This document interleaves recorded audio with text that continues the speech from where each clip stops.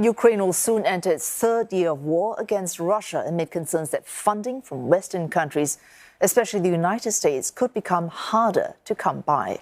Ukrainians fear political divisions in the U.S. Congress and the escalating conflict between Israel and Hamas could divert attention and funding away from their country. Nagumi Lim has more from Kiev. These soldiers lost their limbs in their fight against Russia's invasion. After months of rehabilitation, some are preparing to go back to the front lines. Latish, who is a soldier for a drone reconnaissance unit, lost his leg and ear pin last year at the start of the war. He is eager to keep fighting, but is concerned there aren't enough resources for the battlefield. Тобто, якщо поки що в нас є кому воювати, але нам нічим воювати, у нас дуже мале забезпечення і нам не вистачає чим воювати. Люди поки є, нема чим. The defense ministry says Ukraine is spending about $100 million a day in a conflict that has evolved into a war of attrition.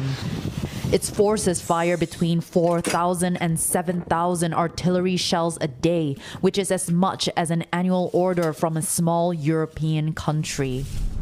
NATO officials warn the West is running out of ammunition to give, while challenges are mounting to keep support for Ukraine on the world's agenda.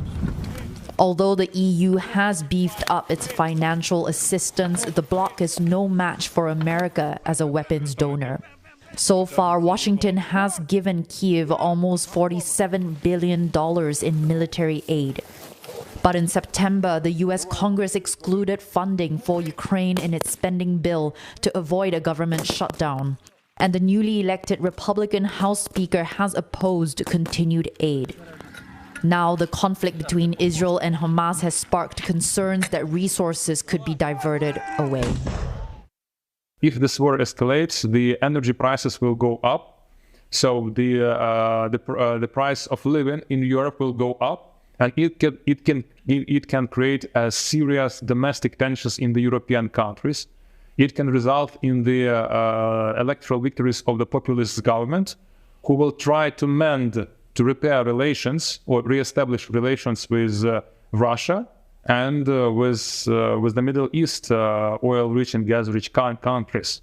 So there is a threat. There is a threat that the regional war can result in the weakening of the international support of Ukraine. Ukrainian President Volodymyr Zelensky continues to frame the war as a threat to freedom and democracy in the West. He has ramped up diplomatic efforts in recent months to shore up support for his country. But positions along the 1,000-kilometer-long front line have barely moved this year, and some say a visible win is needed to convince the West their support is paying off. In Kyiv, residents say they are worried about the fading global attention. Безумовно, погано те, що ситуація з Україною, вона спускається з перших шпальт і вона не стає топовою новиною. Щоб Захід повпливав на те, щоб Путін зупинив цю війну. І це найголовніше. І припинились ці обстріли. І ми не хочемо віддавати свої землі, за яких загинуло стільки наших хлопців. It was only 20 months ago that Russian forces came close to Kyiv's doorstep. The sense of normalcy that you see here in the capital is made possible only because Ukrainian soldiers are fighting against Russian troops hundreds of kilometers from here. But without continued support from the West, their fight would become much more challenging. There is an undeniable sense of fatigue after nearly 2 years of war.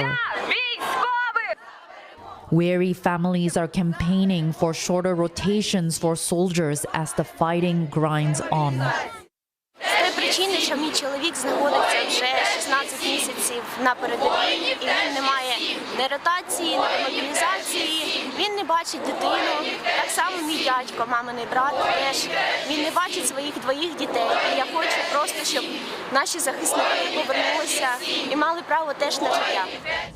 But for soldiers like Latish, who has a wife and daughter, the stakes are only getting higher as they return to the front line.